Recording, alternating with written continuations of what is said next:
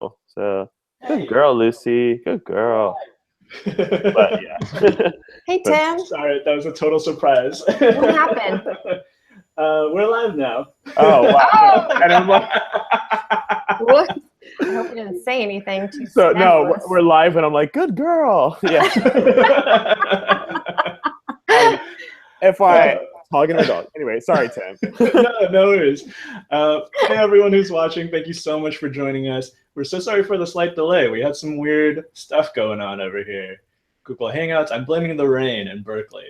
So, yeah, if you guys are just joining us, thanks again for your patience. My name is Tim. I'm the Director of Communications here over at NaNoWriMo HQ, and we are joined by Stacey Lee. Say hi, Stacey. Hi.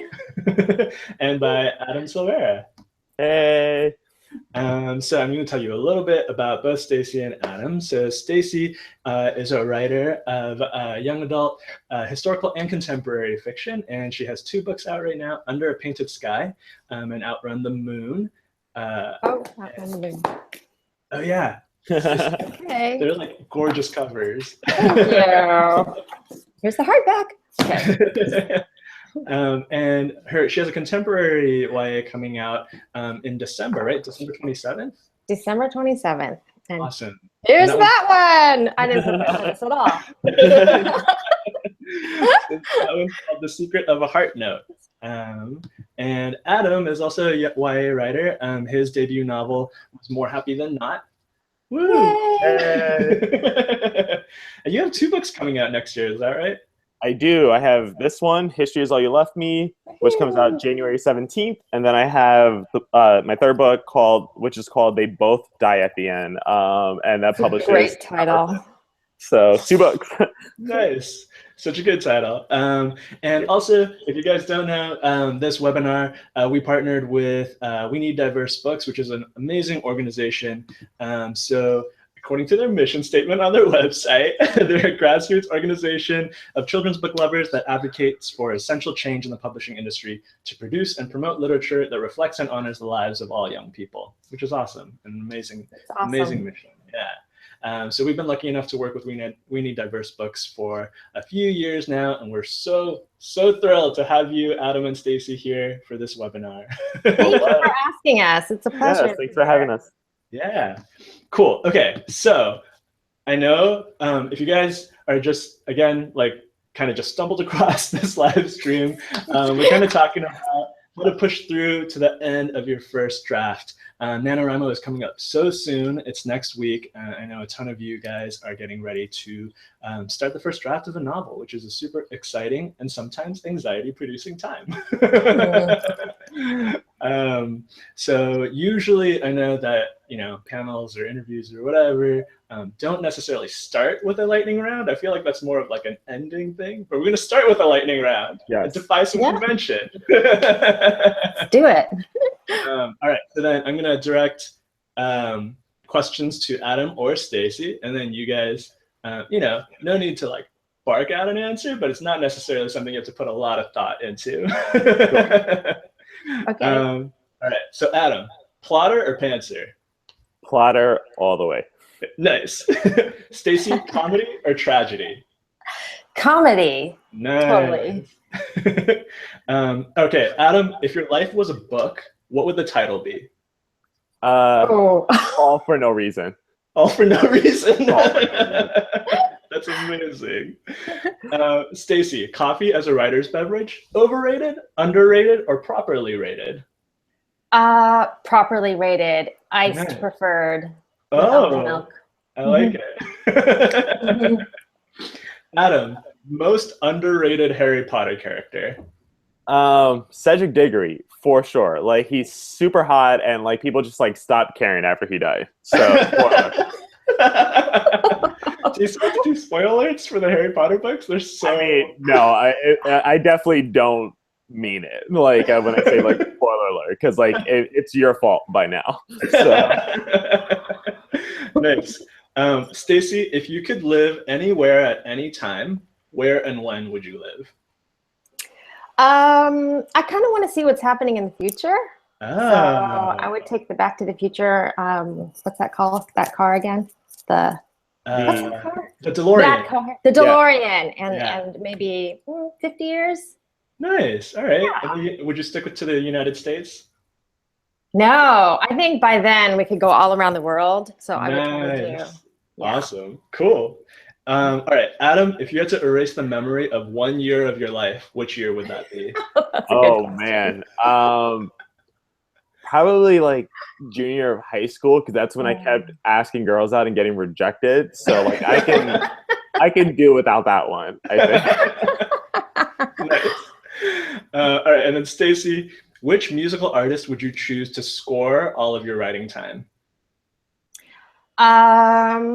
John Williams. He's just so thematic, and I think I could produce something really great if I had him to score. Yeah. Nice. Cool. That's really good. I was like, Beyonce. I feel like you couldn't go wrong with John Williams or Beyonce. No, I don't think you can. Awesome. So, all right, we're going to dive into kind of the meat of this webinar. We are just curious, you know, like you guys both have 3 books coming out, a bunch of novels under your belt. Tell us a little bit about your process when you're tackling a first draft. What do you do when you're kind of starting to flesh out an idea? Okay, I'll start. What I usually do is I'm kind of old-fashioned in that I still use paper and pencil, and that's for the first round. I find that using my hands and a pencil to draw something or to write something out just seems to jog my mind in a way that typing doesn't. I don't know if there's any proven scientific research on this, but this is how it works for me. So I'll take a pad of paper and I'll write down the thing that I'm thinking about. In the case of Under a Painted Sky, it was a Chinese girl in the 19th century. And then I'll start doing bubbles, writing bubbles, brainstorming that way, and then seeing where that idea takes me. So once I have a whole bunch of bubbles and things on the page, then I start seeing patterns and like sort of connecting the bubbles. And that's how I get the general story in my head, the storyline in my head. And from there, I also think about, setting and time and place. All those things can really affect your storyline. And then after that, I do sort of a rough outline. I don't do a very strict outline because things change so quickly when you start to getting into the meat of the writing. And so I have to be flexible enough to know that things are very organic and they're going to change. So just a very rough outline, mostly focusing on the emotional beats that I want to hit. I find that there are certain beats that I'm drawn to, whether I'm reading a story or watching a movie, and those are the things that I want to write about. For example, in Under a Painted Sky, I talked about, or one of the themes in the story is interracial marriage, interracial relationships. So I did want a scene where the main character, who is Chinese, realizes that her love interest is never going to want her. And so I know that's a very strong emotional beat, and I wanted to hit that at some point. So I look at all those different beats. I might write a note card for them, so I remember to check them off my list. And then the story sort of takes shape from all these beats. Awesome. Yeah. Yeah, I feel like I have a lot in common with your process, Stacey. Like I have the idea, and then I'm plotting it out like I mean sometimes it's like not even like that extensive a plot, but I like for More Happy Than Not, I was like, okay, I was just in a lot of conversations about nurture versus nature and like where sexuality falls on that scale. Like, do we determine who we're attracted to or whatever? Is that built in or whatever the case may be? And I wanted to write about a world where like you could have some choice with your sexuality. So then like the Memory Institute came along, but I was like, I had this character I really wanted to write about. And but I was like trying to figure out what his life looked like. but I didn't want to plot it so far that I had the end, because I did want to have some like organic discoveries. So I had a notebook. I have a notebook for like each book that I'm working on. I, of course, can't find any in my own home because I'm a slob and I just finished a deadline. So like I'm a total mess. It's all chaos here. But I have a notebook for each book, and I will just like plot like a couple chapters ahead at a time. So while I'm writing like chapters 1 and 2, I'm plotting chapters 3, 4, and 5. So that way, like I'm never stuck, you know, like I always know like what's about to happen next. So if I am stuck, it's always like stuck in that scene in that moment. But I always know what's happening next. And I did that all the way up into the end of the book. Wow, that's really cool. Yeah. Stacey, is your outlining process kind of like more distinct? Because actually, Adam, that was really clarifying, because I was wondering like if that kind of outlining process is a very distinct phase of your writing, like where you're like. Yeah, it's definitely something that sort of changes along the way. I'm always fixing the outline or kind of tinkering with it. And one thing I wanted to mention that I do is I have it on the board behind me. I don't know if you can see it. I'm just going to do a little bit of a close-up shot here so you can sort of. Okay, so I have this thing. I have this board. It's a wall painted with idea paint, which is, you know, you can use the dry erase pencils or pens on it. And I did that so that I can have a huge canvas to look at and sort of guide me. But I used the three act sort of graph structure, where you find your first turning point, your second turning point, and your climax, and you use those goalposts, and you find, you know, you set those goalposts, and then you write to those goalposts. So all along the way, I'm trying to put, you know, events on my timeline to make it easier for me. And I think it's because I'm a visual person and I need to see where I'm going, and it really helps me in terms of pacing as well. If I know that I'm spending too much time on one particular area, I need to get to the next goalpost, then that will inform where I'm going next. Cool. Yeah, that's great. Sorry, I might have to like clip along through some of these questions just so we don't lose too much time. But so Adam, your debut novel was kind of like speculative fiction, and Stacey, yours was a historical novel, and both of them have like these really interesting and rich contexts. What does that kind of like world building, world weaving look like in practice during your first draft?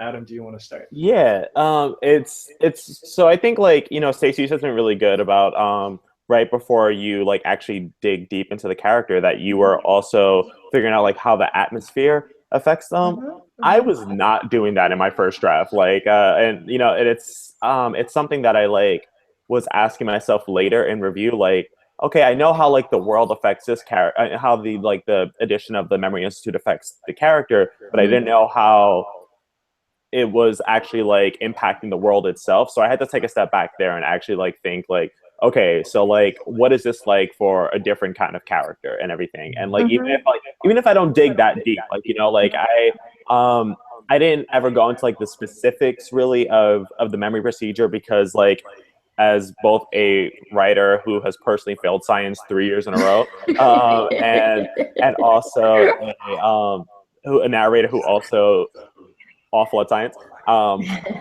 I never really had to explain that. Like that was just something that's part of the world. Like it was never my narrator's responsibility to explain to you the mechanics of this procedure or whatever. Like it's just what it actually does is just like straightforward, you know. But yeah, so I went back and I like started asking myself questions like, okay, so like if, you know, this procedure is how many years old or whatever, because if the procedure were like 60 years old, it would have been a completely different book. But because it was so recent, you know, like not everyone is open to that kind of change. So like there were some rallies in the book that definitely weren't there in the first draft and everything, because I'm like, oh yeah, tons of people would actually be against a memory procedure that can like delete memories from people. Like it sounds good for those who are actually like stressing or whatever, but then it forced you to reevaluate, like, is this actually like, am I still who I am without these particular memories or whatever? So, but in a time of change or whatever, it's just like the additions of like cell phones, you know, like cell phones themselves used to be a very like sci-fi idea. And like now every 5-year-old has them. My goddaughter literally has a cell phone. She's 3. And like, and my best friend reminded me, like, hey, don't forget when you text her, only send her pictures because she can't read yet. I'm like, why does she have a phone? So,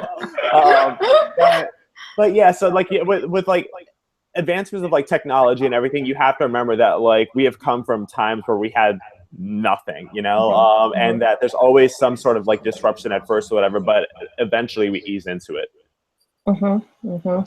I would think, I mean, the cell phone thing is really, I think is really difficult for people. I mean, especially in contemporary fiction. What do you do with the cell phone? What do you do with the technology?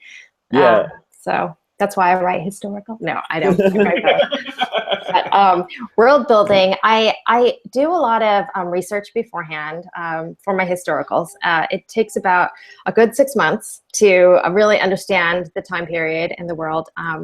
I do a lot of looking at maps. This is, and my first map for Under a Painted Sky was just this little pamphlet that I got from the Oregon Trail Center, which is a national park. And then the second one for Out on the Moon got a little bigger.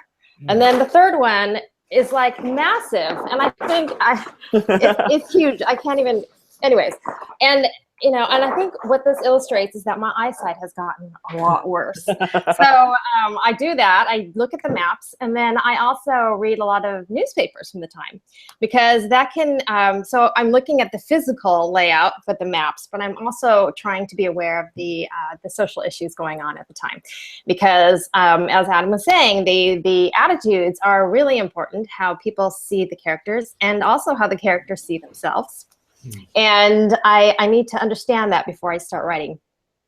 But once I sort of get enough under my belt, then I'll take off. I'll do the writing. But then world building still happens in the writing process and after the writing process, because you're constantly collecting information that you want to sort of stick into the book, especially when it comes to word choice. And you know, I'm always looking for interesting slang or interesting turns of phrases that I'll stick in the book later, and that can often happen, you know, even in the copy editing stage. So it's a continual world building. It's a continual thing because it needs to be so rich, at least with the historicals. And yeah, there's always something else to stick in. Awesome. Yeah. Cool. I have some follow-up questions, but real quick, there's like a little bit of an echo. Can you guys double check and make sure your headphones are plugged in all the way and like all of that? Sweet. Testing. Yeah. Can you hear me? Yeah. Okay. Echo. Nope. Are we good now? Okay, cool. I might interrupt you guys at some point, but I think it sounds good. That's fine. Yeah, I heard it. I didn't know if it was me, and I was like, let me just try to power through. Maybe I thought it was only affecting me, but okay, cool. Nice, awesome. Yeah, I was worried too. I was like, I thought it might have been. I had the same exact thought process where I was like, I think it might just be me, but we finally stopped and checked on that. So yeah, Adam, you were kind of saying, you kind of mentioned that like you had this kind of concept, and then you kind of went back in later and was like thinking about how it might affect the world and these protests and rallies that you added back in. When you're kind of doing that first draft, like, and building out that story, is there something you're like, what are you really like focusing on to kind of like lay that foundation for like second drafts to come in?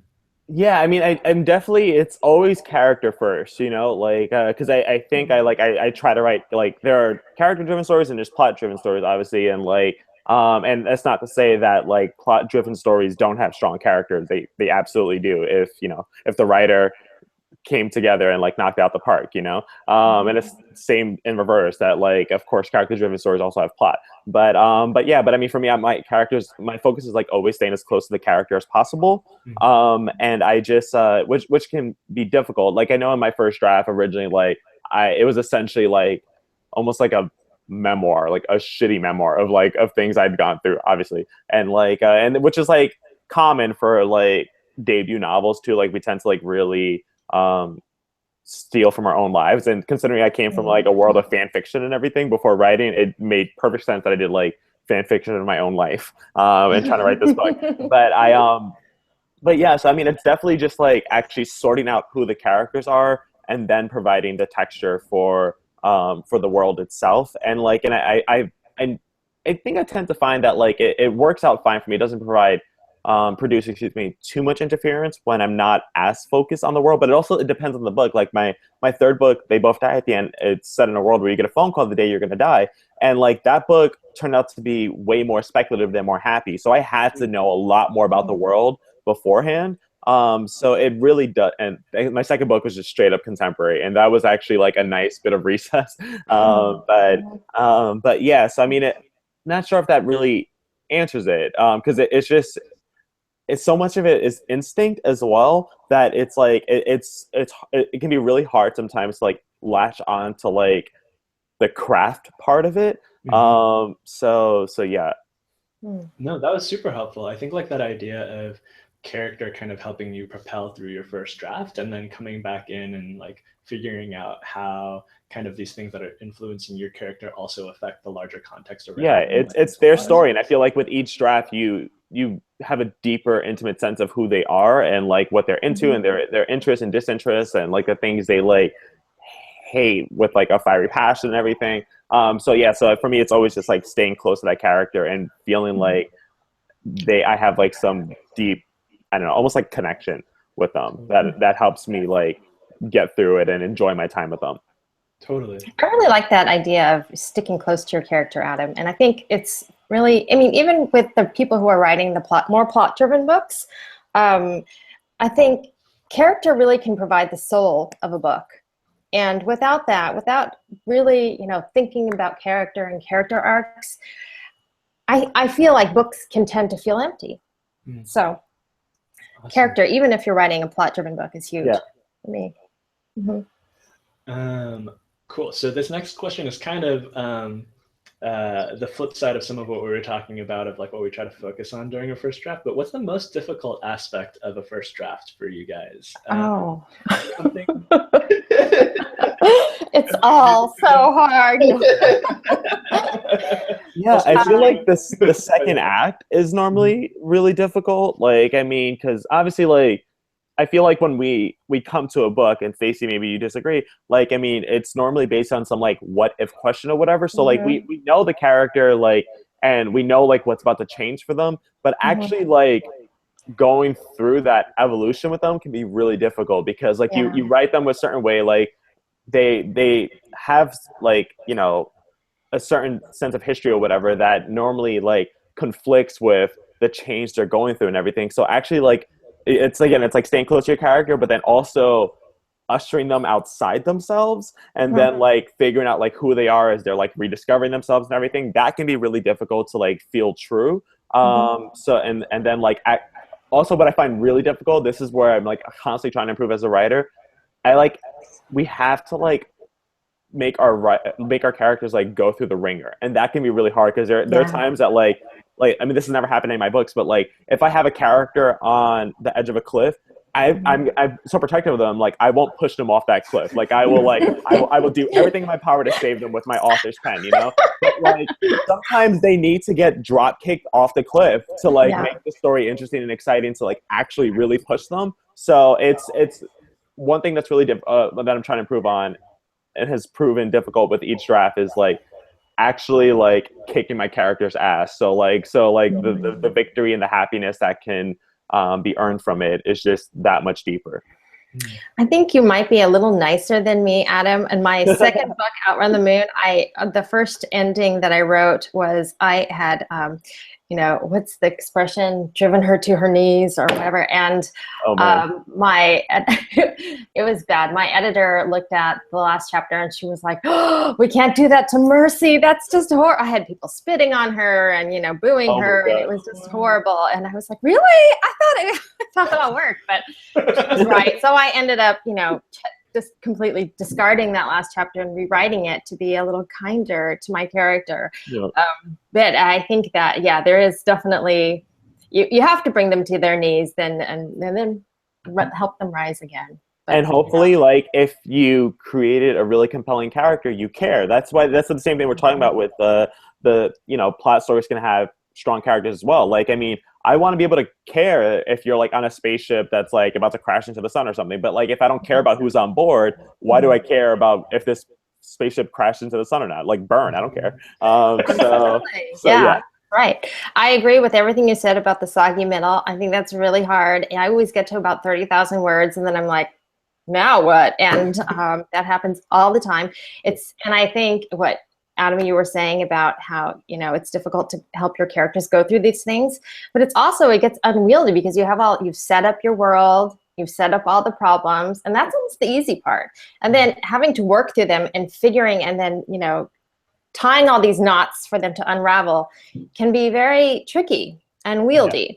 So I think there's a lot to be said for that middle part is being the most difficult and where you end up spending most of your time, I think. Nice. Stacey, have you developed any kind of like tips or tricks to kind of help you get through that soggy middle, or do you just power through, or how do you keep yourself well, going? It's not a writer trick per se, but for me, when I run into a problem, I take a walk. And I find that always unravels the problem. There's something about moving my feet. Just maybe like it's writing with a pen. I think it really, when I encounter a problem, I know if I take a walk, I'm going to work through it. And it seems like I always have to push myself to do that because I just want to stay in the chair and try to power through it. But, no. So I know I need to just take a walk, and then that will help me sort things through. Mm-hmm. When you're on this walk, do you like ask yourself questions, or are you just kind of like, or you just completely taking a recess from the book entirely? No, I'm not taking a recess. I'm on the walk, and I tell my brain, this is the problem. Work at it, and then it does.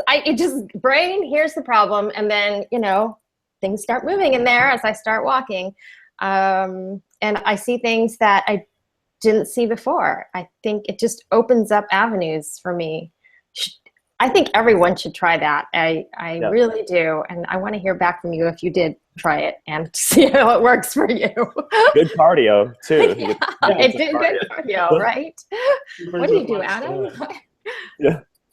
Oh, I mean, I pretty much, I will go for a walk. I think I'm more like team shower though. Like I jump in the shower and I've heard that works well. Yeah. And I'll bring my phone with me. I actually I answer the majority of my emails and tweets like from the shower.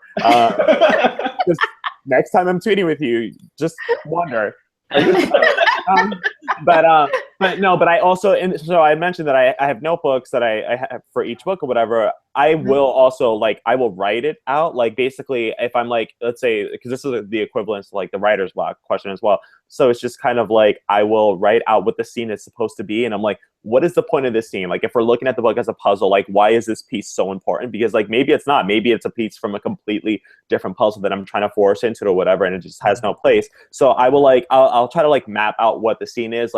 What's the A to Z battle plan here? So if I'm starting here at A, what am I supposed to know by Z? And then sometimes I'll map out some ideas on how I can approach the scene or whatever. And there's something that feels not as permanent when I'm writing in the notebook than when I'm actually inside the file. I think psychologically, it does free up those avenues where I'm okay, cool. I'm no longer intimidated by writing it in stone, even though I can easily just press delete, versus I can't erase a pen in my notebook. But I think there is, by the way, again, I'm not science savvy, but I do believe I've read a couple articles that there is a different part of your brain that you tap into when you're physically writing versus at the computer. So and it does unlock different creative channels for you. So yeah, so I feel we're so similar. We both plot, we both take to pen and paper. It's I wonder if we both have written 3 books already. We're also on the same schedule. Yeah, it's so true. And I'm realizing that writing is kind of a full body workout thing. It's you got to use everything, not just the brain, not just the fingers, but it really is Totally. Do you guys both write mostly chronologically, or do you tend to skip around when you're kind of crafting that first draft, or do you go straight from beginning to end? You want to go first, Stacey? Well, I don't. I am chronological. I think I know writers who do skip around and they have a great scene, then they just go with it. But I do tend to stick chronologically. I think that's just how I've always done it. Cool. Yeah, I definitely I write chronologically as well, but also because I feel if I don't, I'm gonna be skipping some emotional beats. Like all of a sudden I'm gonna be like writing the character there. Let's say their emotions are like at a 4 right now. Let's say I'm writing several chapters in the future. All of a sudden I'm supposed to take them to a 10, and I haven't learned how to be there with them through that. So I don't know what to expect from it. There's also something rewarding for me about working my way up to that scene that I'm so excited about. Like I know the writers who are like, they're like, oh no, I have this scene in mind right now, I'm gonna write it, and they lock it down. For me, I'm like, I want to earn it. Like I want to make it like, that will like propel me forward. Like, oh my God, we're getting so close to scene X or something. So I think there's something really good about that too. But it's what works for us may not work for others, and such, and vice versa. That's so interesting. I like that idea of kind of like using scenes as almost like ways to like motivate yourself to reach it and like kind of like power through. I do too. Cool. So we're gonna actually start taking some questions from the chat. So if you guys have questions for Stacey and Adam, or just questions about kind of NaNoWriMo and tackling your first draft, please leave them in the chat, and then I'm gonna comb through those and try to pull them out for Adam and Stacey. But before we get to that, I would love to kind of hear maybe both of your if you had to leave our participants with kind of like one piece of advice or encouragement or something as I kind of prepare to dive into writing this first draft, what would you tell them? I can go. Yeah, I mean, basically there's no one way to write a book. I've written 3 books right now, and they've all been written with different processes. Like, I mean, like not a single identical process. So, I mean, and you know, they managed to get done. So, I mean, it's listening to writers and like, but with the understanding that no matter what I say or what Stacey says or something, you can try it out, and it's awesome. And give it a trial run. If it does not work out for you, that is 100% okay. It is not your fault as a writer. It's just a process that doesn't click with you. So like, we are no more experienced than you are. Like we have all started off like, I mean, I never went to college, you know, and it's just like, and I still get to write books, but yeah, so I mean, it's just figuring out what works for you, and what works for one book will not necessarily work for the next one. And that's okay. You will figure it out with time. There's a lot of time involved. Awesome. That's so true. I love that. Okay, so my tip is I've never actually had time to do NaNoWriMo, unfortunately. And Tim, I hope you don't consider me a traitor for saying this, but I think while it's good to give yourself this month during which you're plowing full steam ahead, I think it's also important to keep in mind that a book is only as good as its scenes. And focusing on those scenes is going to help you get to the end. And that's like breaking your book down into scenes and seeing them each as a separate story that you're telling. And I'm going to use movies as an example because more people have seen the same movie as they have read the same book.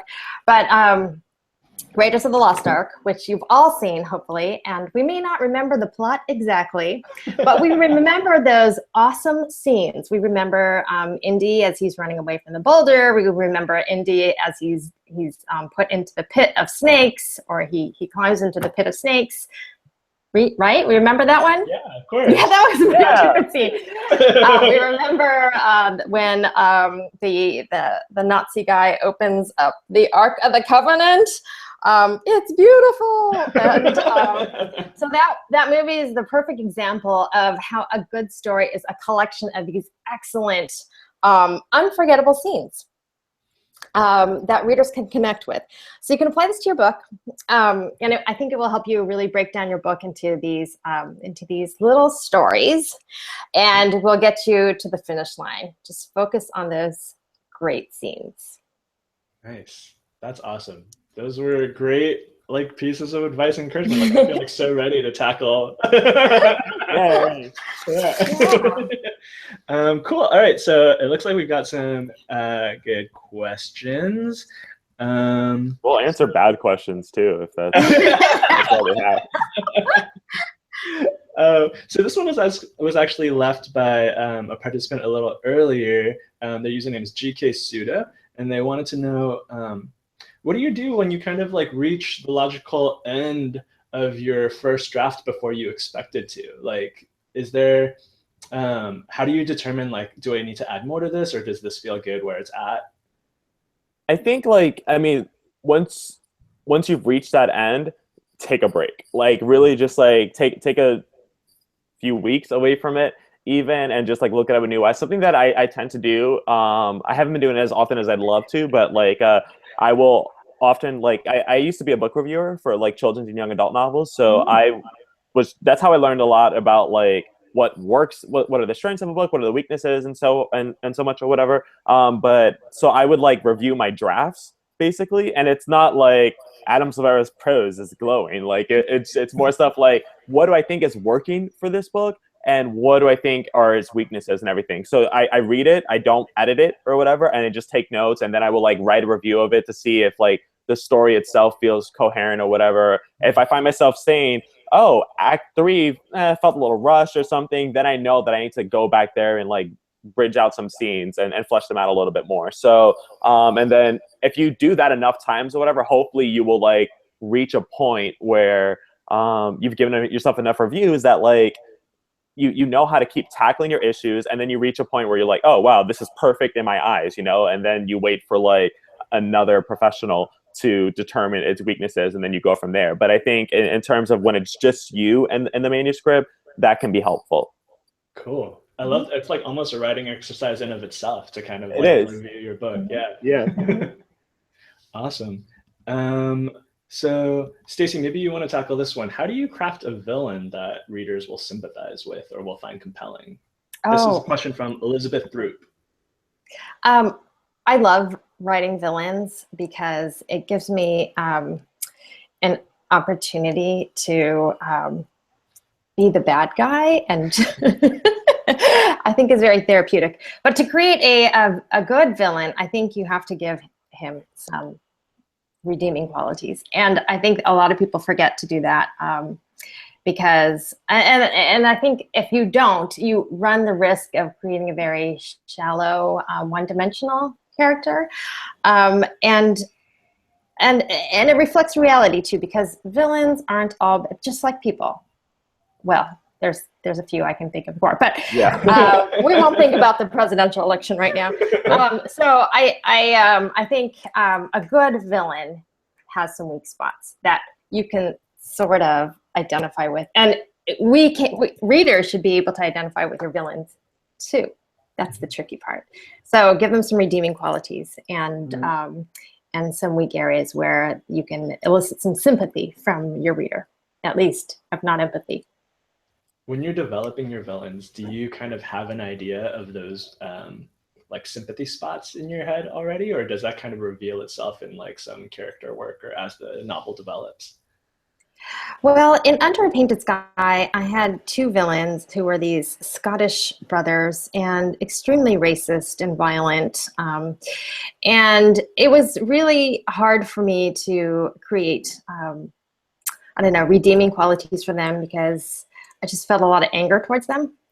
But when I did that, when I went back and tried to give some justification for why they might act that way, I think that it really made those characters more real, and even worse in some ways, and also just sympathetic in many ways. And what was your question, Tim? I'm just rambling here. No, not at all.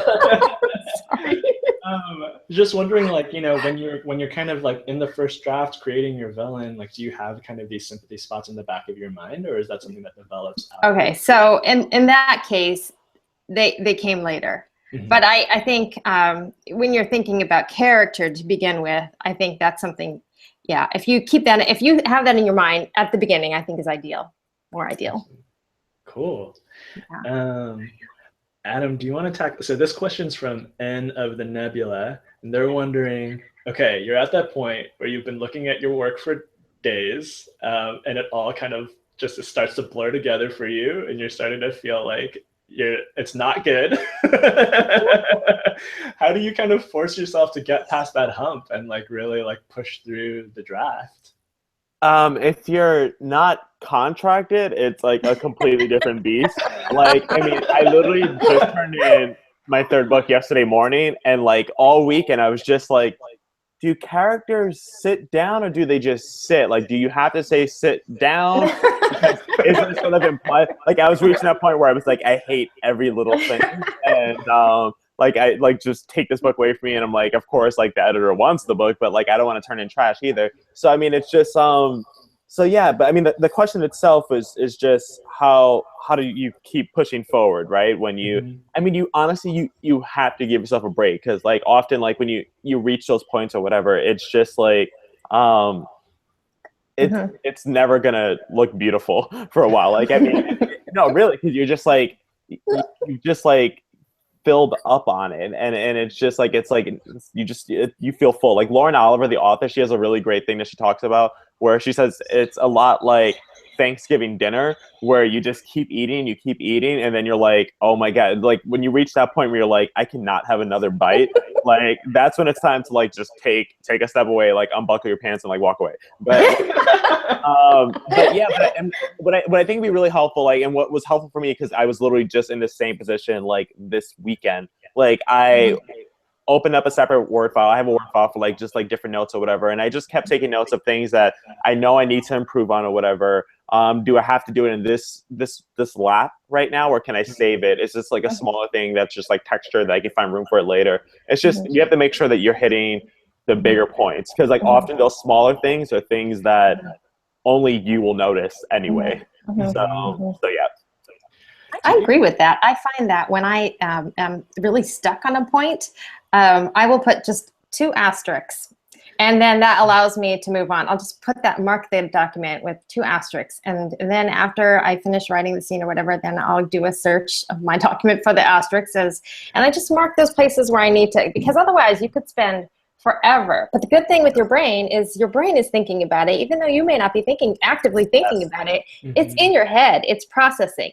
So I feel like when you really start hating your book, you are working too hard. Like Adam said, you need to take a break, and even if it's just moving on to even if you're not taking a writing break per se, you're moving on to something else, and that just kind of frees your mind to just really, think about that issue without you actively trying to put so much effort into it. Cool. Do you guys tend to like read your work as you're going? Like when you're like, especially during that first draft process, like do you read as you go, or is it kind of just like full steam ahead, kind of keeping track of where you're at and just continuing to write? I read.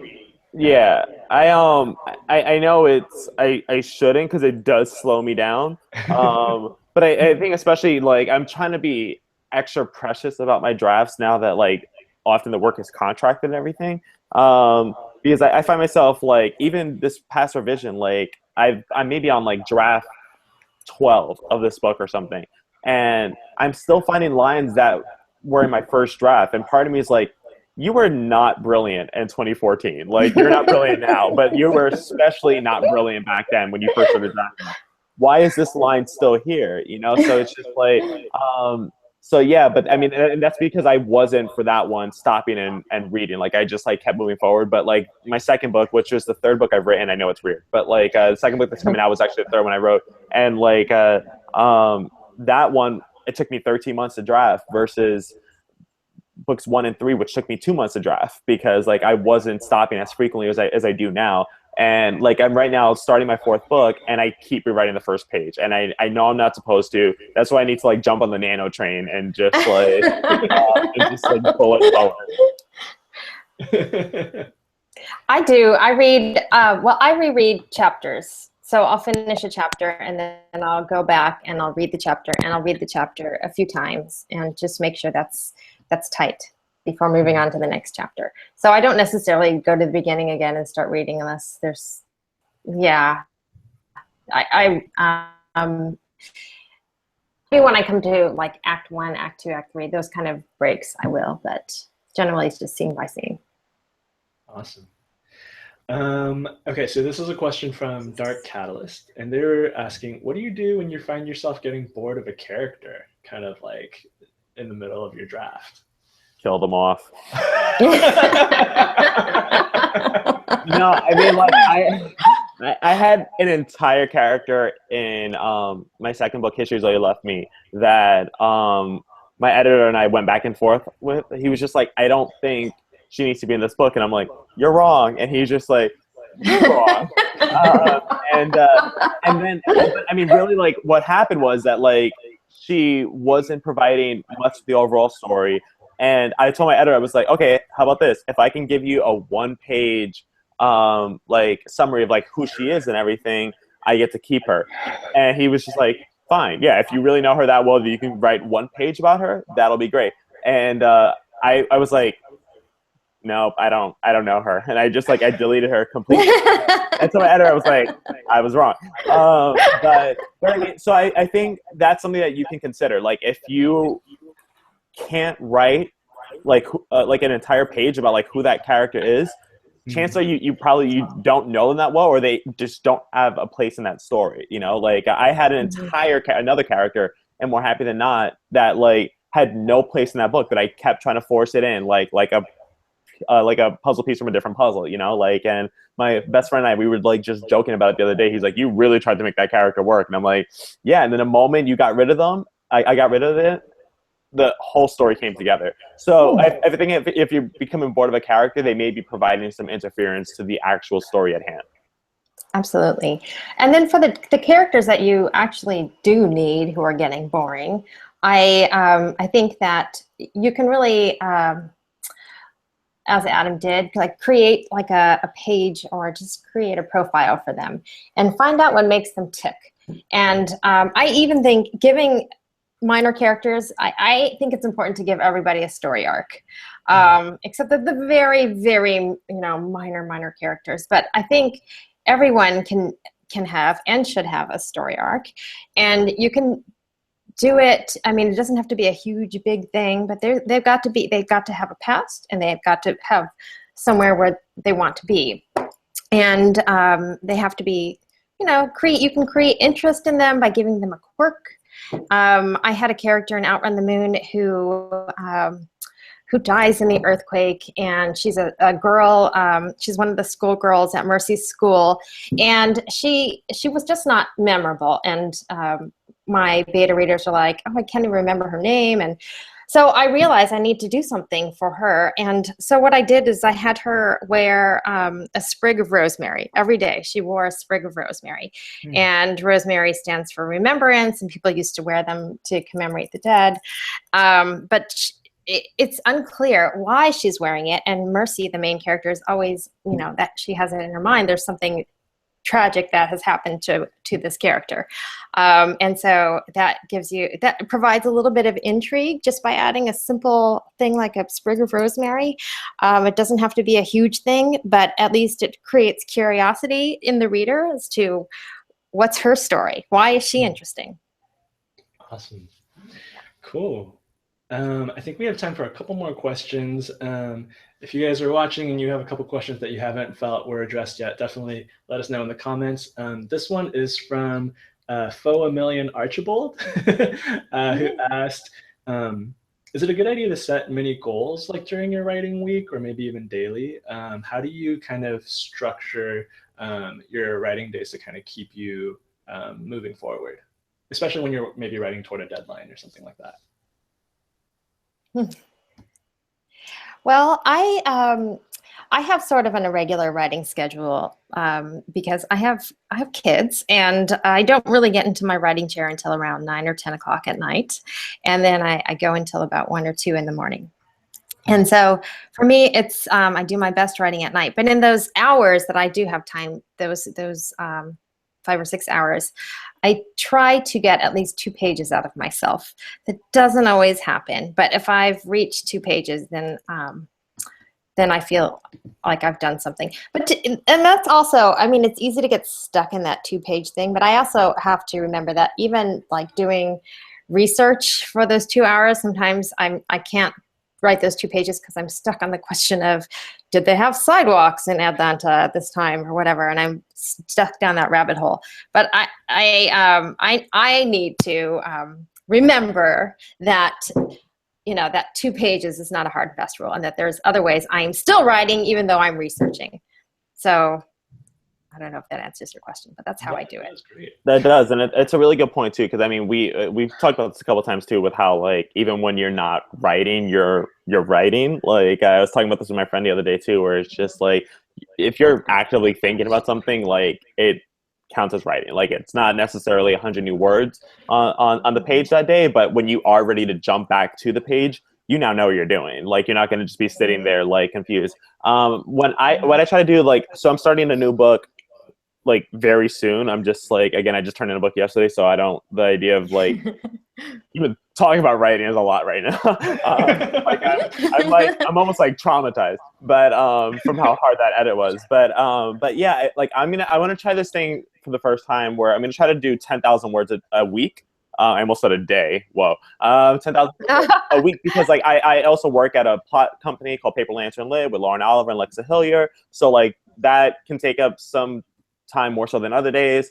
Then I also like I have my child. Her name is Lucy, And there she is. and love of my life. So we have to go for runs and stuff. But I think I just travel a lot.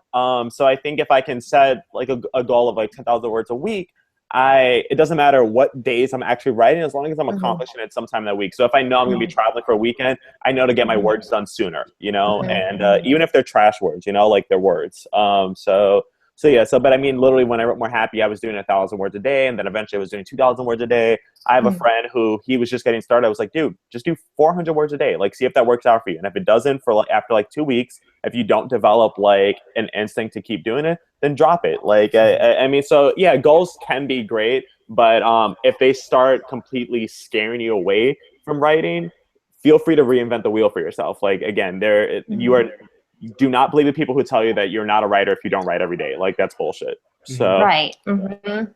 And I'd also like to mention this very interesting technique that Amy Kaufman was telling me about recently.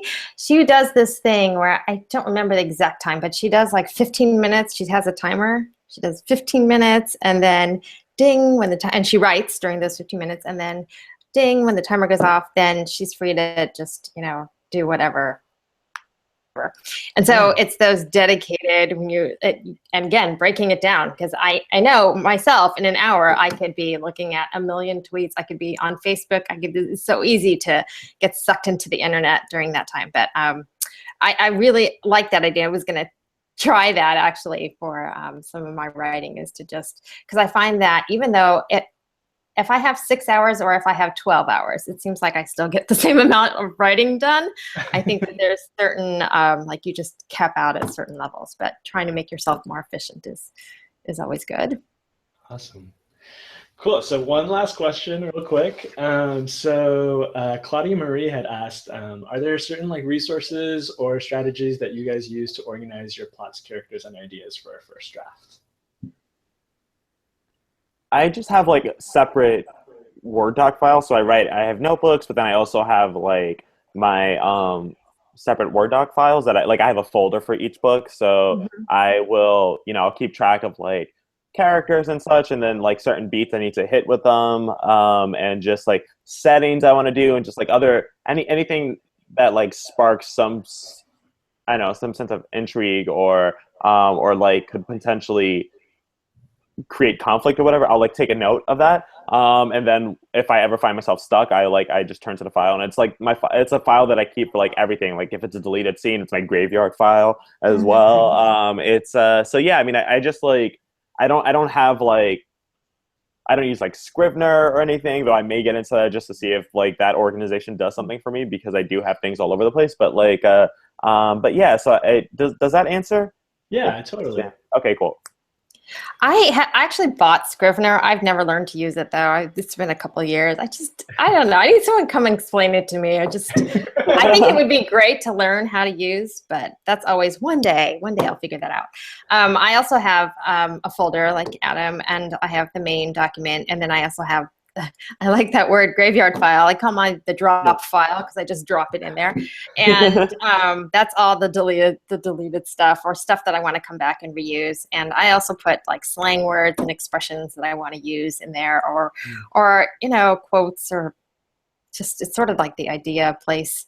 And then So I alternate between those two documents. And as far as characters, character Bibles, Tim mentioned, I don't keep character Bibles. I think, but I do have like a notebook that I just have, you know, on the side of my desk that I jot ideas down on. As far as like sometimes you got to figure out someone's age, what year they're born in. So I use just this pad of paper to help me do those logistical things. Awesome. Cool. Well, I think we're already at the end of our time, which is kind of wild. Oh my, that's crazy. I know. Well, so thank you so much to Adam and Stacey again for your time, and thank you to We Need Diverse Books, and our contact person there was Jennifer Baker, who was incredible, and so thank you to Jennifer as well for helping us organize this, and of course, thank you to everyone who was watching this. We really, really are so excited that you spent this hour with us, and that you're going to start a novel this November. Yay! So neat. Good luck. Yeah, it's great being here. Thanks for asking us. Yeah, of course. So if you guys want to learn more about Adam and Stacey and keep in touch with them, we put in links to their author websites down below. So you should check those out. And are you guys both on Twitter? Yeah, for sure. Absolutely. Cool. What are your Twitter names? Twitter handles? I'm at Stacey Lee Author. And I'm just at Adam Silvera. So with just my name. Sweet. Awesome. Yeah, so I'm going to go ahead and give you guys permission to tweet at Adam and Stacey all you want. Tweet away. And of course, you know, I think most of you guys probably know what NaNoWriMo is since you're watching this, but if not, check out NaNoWriMo.org. And you can also check out diversebooks.org. That link is also in the video description below. Thanks again so much for your time, and thanks again to Adam and Stacey. We hope we get to talk to you. You're welcome. Yes. Have a good one, guys. Good luck. Yeah. Good luck. I'm going to do this awkward ending broadcast.